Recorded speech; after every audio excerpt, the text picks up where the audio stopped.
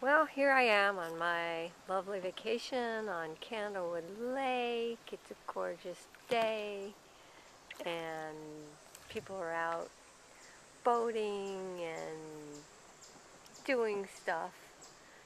And on my little dock here, we've got Michael, who just poured himself into the kayak, and I think is gonna do something. Wow. Oh, please don't tip over. No, please do tip over. Actually, it'll be entertaining for my blog. Do you know what you're doing, honey? No. Okay, that's cool. Yeah. Just remember there's a game on at 1, so try not to drown or do anything crazy.